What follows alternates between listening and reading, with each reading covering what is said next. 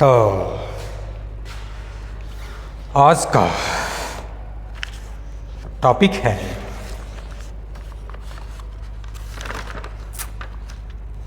केंद्रीय मंत्रिपरिषद एवं विधानमंडल, central council of ministers and legislative assembly.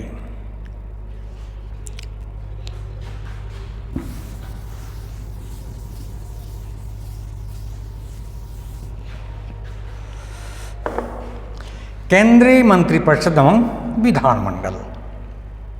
तो केंद्रीय मंत्रिपरिषद सेंट्रल और यूनियन काउंसिल ऑफ मिनिस्ट्रीज, केंद्रीय मंत्रिपरिषद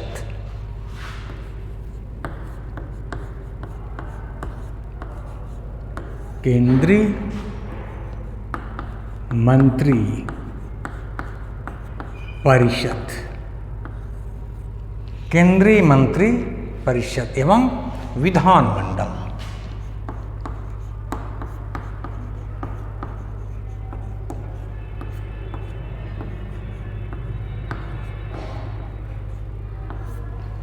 एवं विधानमंडल भारत द्वारा अपनाई गई संसदीय शासन प्रणाली में यद्यपि राष्ट्र के सभी कार्यपालिकी कार्य राष्ट्रपति के नाम से किए जाते हैं। भारत द्वारा जो अपनाई गई है संसदीय शासन प्रणाली में, संसदीय शासन प्रणाली में सभी कार्यपालिका शक्तियां या सभी कार्यपालिका कार्य राष्ट्रपति के नाम से किए जाते हैं, परंतु वह यानी कि राष्ट्रपति शासन का प्रधान नहीं होता। सभी कार्यपालिका कार्य राष्ट्रपति के नाम से किया जाता है, लेकिन वह यानी राष्ट्रपति शासन का प्रधान नहीं होता। राष्ट्रपति शासन का केवल औपचारिक प्रधान होता है। राष्ट्रपति शासन का सिर्फ औपचारिक प्रधान होता है और वास्तविक कार्यपालिका शक्ति मंत्रिपरिषद में निहित होती है, जिसका प्रधान प्रधानमंत्री होता है। कार्यपालिका के सभी कार्य राष्ट्रपति में निहित होती है, फिर भी वो वास्तविक प्रधान नहीं होता है, राष्ट्रपति अनौपचारिक प्रधान होता है। वास्तविक प्रधान मंत्री परिषद होता है। कार्यपालिका की वास्तविक शक्ति जो है मंत्रिपरिषद में निहित होती है, जिसका प्रधान प्रधानमंत्री होता है।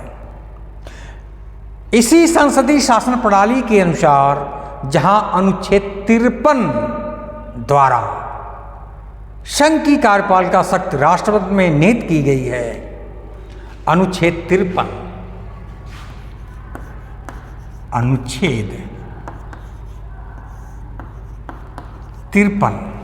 अनुच्छेद 53 द्वारा संघ की कार्यपालिका शक्ति राष्ट्रपति में निहित की गई है। वही अनुच्छेद 74 यह घोषित करता है, अनुच्छेद 74 यह घोषित करता है कि राष्ट्रपति के सहायता एवं सलाह देने के लिए मंत्रिपरिषद होगी। अनुच्छेद 74 यह घोषित करता है कि राष्ट्रपति की सहायता के लिए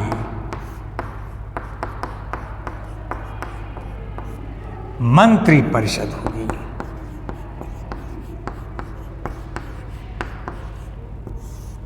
अनुच्छेद 74 घोषित करता है कि राष्ट्रपति की सहायता के लिए, राष्ट्रपति की सहायता एवं सलाह के लिए मंत्रिपरिषद होगी, जिसका प्रधान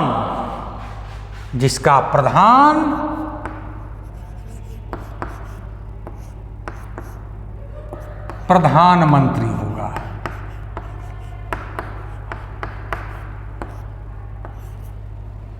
अनुच्छेद 74 राष्ट्रपति की सहायता एवं परामर्श के लिए या सलाह के लिए मंत्रिपरिषद होगी, जिसका प्रधान प्रधानमंत्री होगा।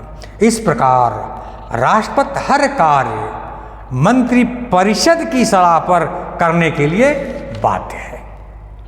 इस तरह राष्ट्रपति जो है अपना हर कार्य मंत्रिपरिषद की सलाह पर करने के लिए बाध्य है।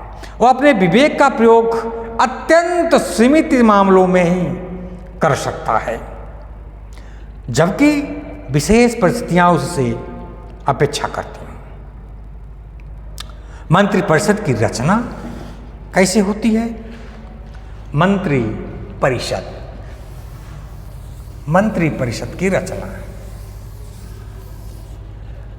मंत्रिपरिषद की रचना।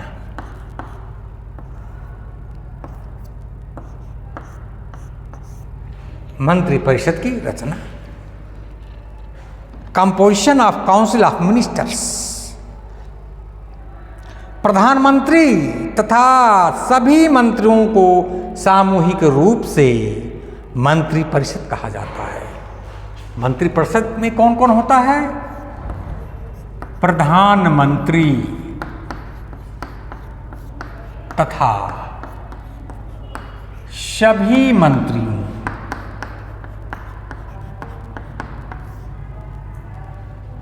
सभी मंत्रियों को प्रधानमंत्री तथा सभी मंत्रियों को सामूहिक रूप से मंत्रिपरिषद कहा जाता है।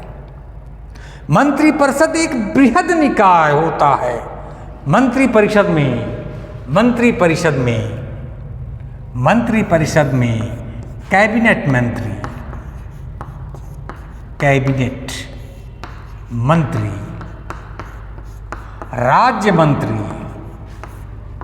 राज्य मंत्री, उप मंत्री,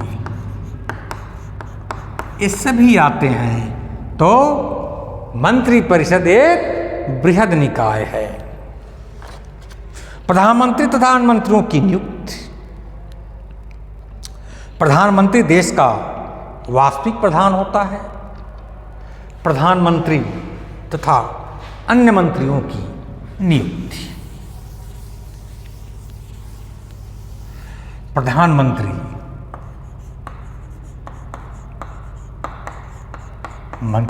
व अन्य मंत्रियों की नियुक्ति। प्रधानमंत्री तथा अन्य मंत्रियों की नियुक्ति। प्रधानमंत्री देश का वास्तविक प्रधान होता है। ये प्रधानमंत्री वास्तविक प्रधान होता है। प्रधानमंत्री जो है देश का वास्तविक प्रधान होता है। उसकी नियुक्ति राष्ट्रपति द्वारा अनुच्छेद 75(1) के अधीन की जाती है। इसकी नियुक्ति जो है राष्ट्रपति 75(1) के द्वारा करता है। अनुच्छेद राष्ट्रपति जो है प्रधानमंत्री की नियुक्ति करता है। अनुच्छेद 75(1) के अधीन की जाती है।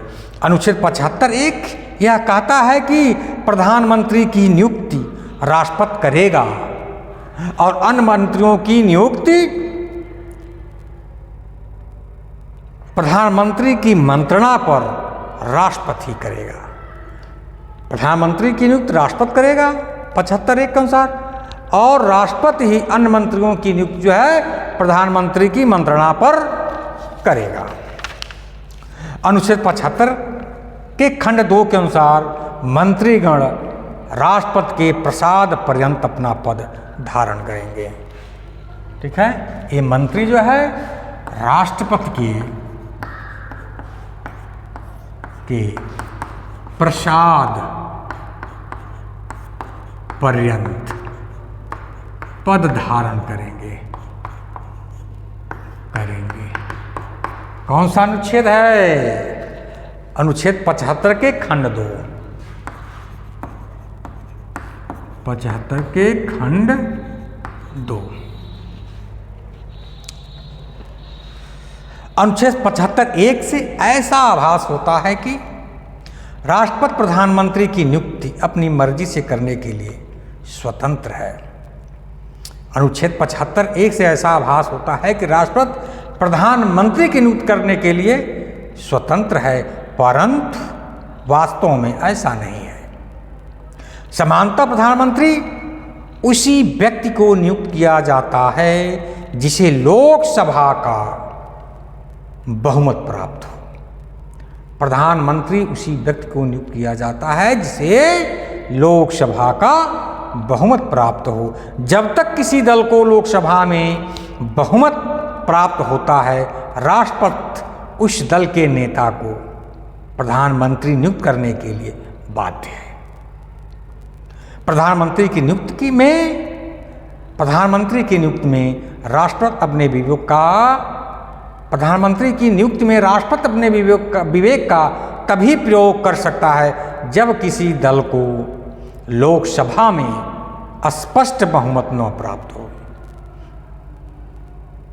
जब किसी भी दल का लोकसभा में स्पष्ट बहुमत प्राप्त नहीं होता है, तब राष्ट्रपति प्रधानमंत्री की नियुक्ति में स्वविवेक का प्रयोग कर सकता है। ऐसी दशा में राष्ट्रपति अपने विवेक के अनुसार उस व्यक्ति को प्रधानमंत्री का पद उस व्यक्ति को प्रधानमंत्री का पद ग्रहण करने के लिए आमंत्रित करेगा जिसको लोकसभा में बहुमत प्राप्त कर लेने का उसे विश्वास हो। यदि लोकसभा में किसी का भी बहुमत नहीं है तो ऐसी स्थिति में स्वविवेक का प्रयोग राष्ट्रपति करेगा और उसी व्यक्ति को प्रधानमंत्री बनने के लिए आमंत्रित करेगा जिसे वो समझता है कि वो लोकसभा में अपना बहुमत साबित कर लेगा। धन्यवाद।